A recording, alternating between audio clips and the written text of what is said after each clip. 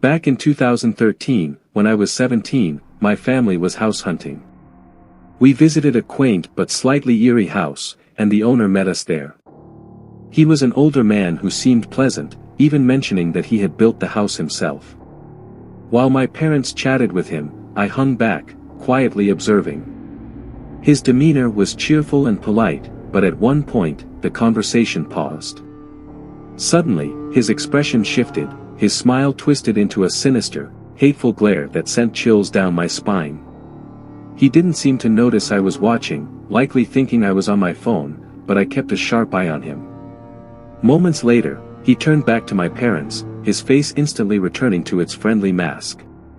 The unsettling sight left me with a deep sense of dread. We eventually bought the house despite my unease. My mom brushed off my concerns, chalking the incident up to social awkwardness. After moving in, the first week was uneventful. The following Sunday, my family left for church, and I stayed home. It was around 11 a.m. when a loud, rhythmic banging echoed from the side of the house. I was upstairs, far from the noise, and couldn't see what caused it.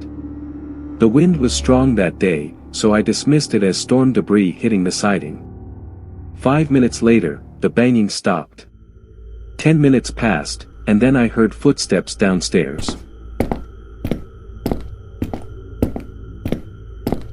Slow, deliberate steps moved across the hardwood floor, chairs screeched as if they were being dragged, and cabinet doors creaked open and shut. My heart sank. I locked my bedroom door as quietly as possible, grabbed a baseball bat, and called 911. My hands trembled as I whispered my address, explaining what was happening. I texted my mom, desperate for her to come home. I heard the intruder's footsteps approaching the stairs. Each creak made my stomach tighten. The house was old, and the sound of movement was amplified. He ascended slowly, pausing between each step. I stayed frozen in my room, gripping the bat and praying the lock would hold. My mom texted back saying she was on her way, but she was at least 30 minutes away. The footsteps reached the hallway outside my door, stopping directly in front of it. The doorknob rattled as the intruder tried to open it. My breath caught when I heard his heavy breathing on the other side. He stood there for what felt like an eternity before turning and walking back down the hallway. A minute later, I heard the back door open and shut.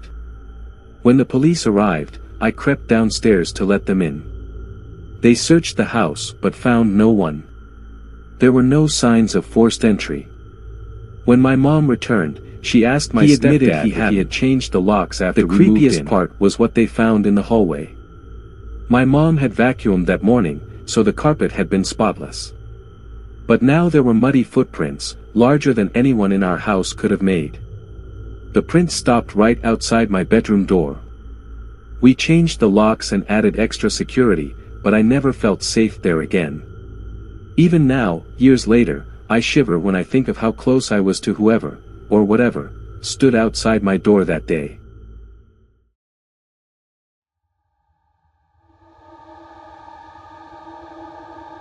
My wife and I bought a house deep in rural Missouri, built in 1997. The first owner had passed away in 2022 after a long illness. Strangely, he hadn't stayed in the master bedroom while sick, opting instead for a smaller room near the hallway and bathroom. His wife, unable to keep up with the mortgage, reluctantly sold the house to us. When we started moving in, we stayed at a hotel 20 miles away.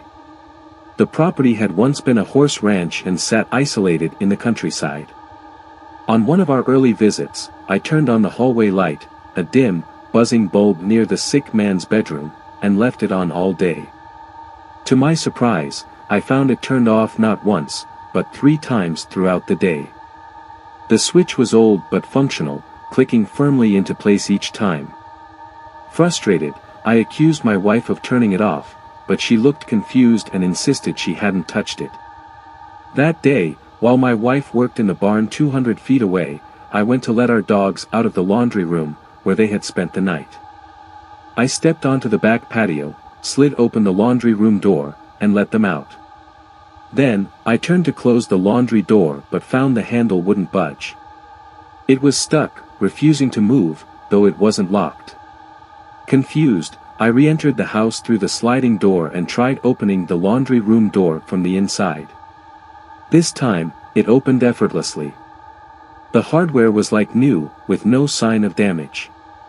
Later, I decided to leave the hallway light on again. After returning from dinner, I noticed it was still on. That night, we locked the pugs in the laundry room and left for the hotel. But when we returned the next morning, the pugs had escaped and wreaked havoc, chewing up several items around the house. What puzzled me was how they could have opened the door. The handle wasn't a knob, it required pulling down and opening inward, something no small dog could manage. Each time we returned, the door had mysteriously closed itself after the dogs had gotten out. On the fourth night, I went to open the door to the bedroom where the previous owner had stayed while sick. I pulled on the handle, but it didn't move. It was stuck, completely immovable. I pushed hard, and it felt as if someone on the other side was holding it shut with immense strength. Suddenly, the resistance vanished. The handle gave way with no sound, as though whatever was pushing had let go all at once. A cold wave of fear washed over me, and I stumbled backward, resisting the urge to run outside to my wife waiting in the pickup truck. Weeks later, the house flooded, forcing us back to California while we awaited repairs. Since then, our ADT alarm system has gone off multiple times.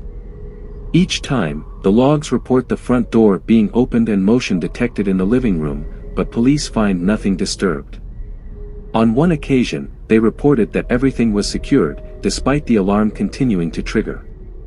I'm unsure if we'll ever feel comfortable living in that house again. Even as believers, my wife and I are unsettled by what's happening. We tried blessing the house, but the strange occurrences continued. In frustration, I destroyed an item left behind by the previous owners that was meant to honor a deceased relative. Now, I regret it deeply, as it seems to have made things worse. The house was filled with trash when we moved in, but I can't shake the feeling that some of it was meant to stay. We're not sure what to do now. Every creak and shadow feels alive, as though the house itself is waiting for something.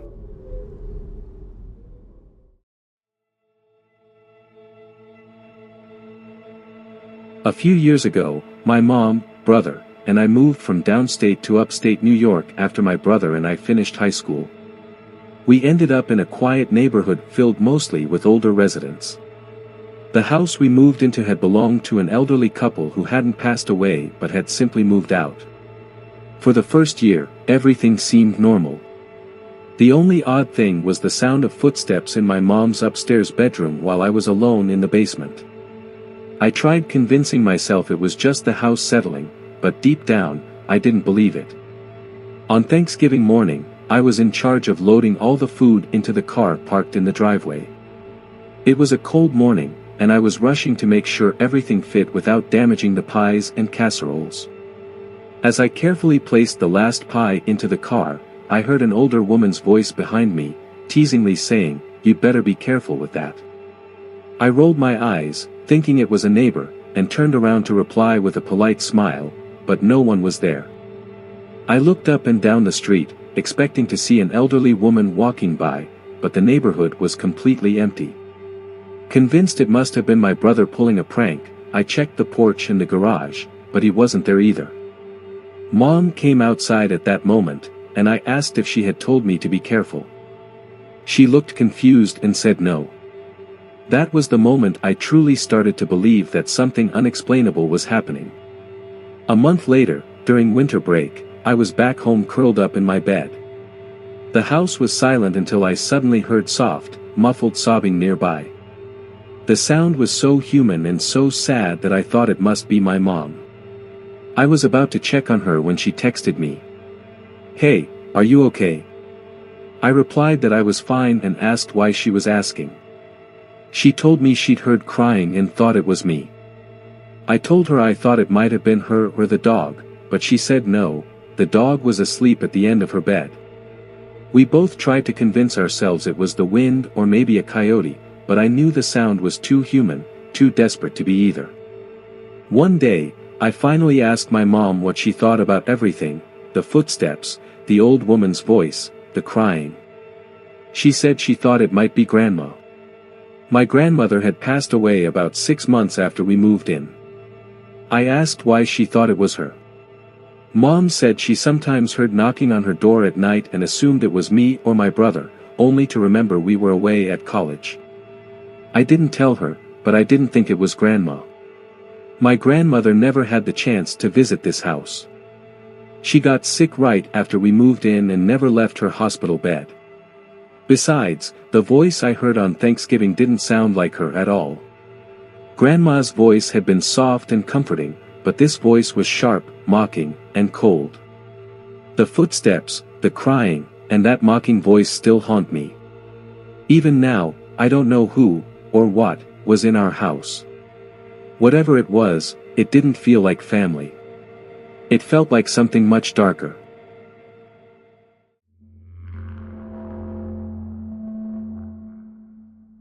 When I was about 12 years old, something happened that I'll never forget. We were living in Kansas at the time, and I was home alone one evening. My parents had gone out to run errands, and my older sister was working a shift at her job. It wasn't unusual, I'd stayed home alone plenty of times. Our neighborhood was quiet and considered safe, the kind of place where nothing bad ever really happened. It was a typical night. I was sitting on the floor of my room, totally immersed in playing Halo on my old Xbox. A bag of Doritos sat open beside me, my fingers orange from the chips. Our 2 small dogs, a little terrier and a Bichon Frise, were lying nearby. They weren't exactly guard dogs, but they always barked at anything unusual.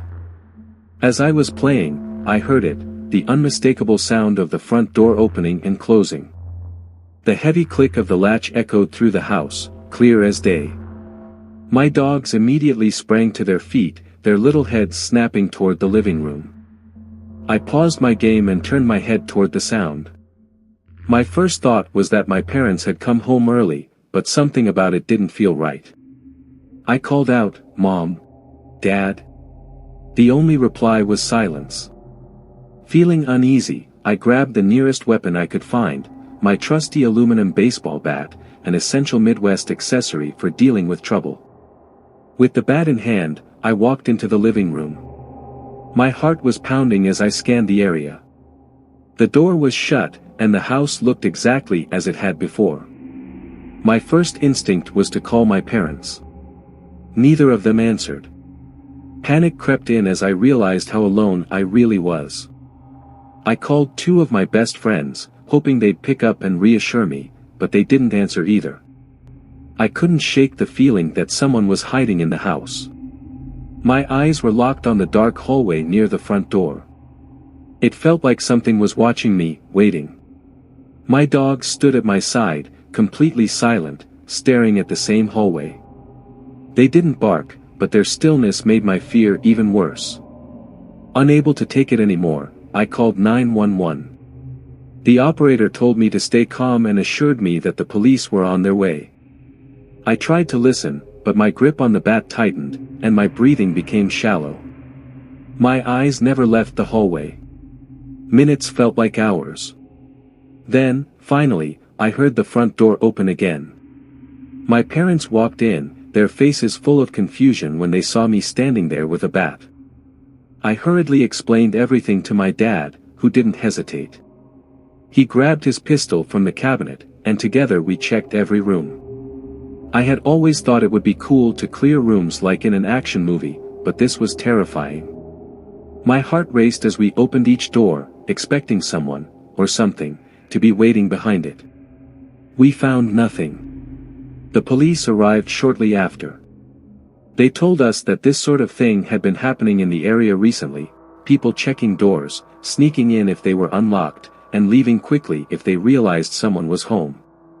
They reassured us that whoever it was had likely run off as soon as they heard the dogs. But that didn't sit right with me. I only heard the door open and close once. Whoever came in didn't leave, not through the front door, at least.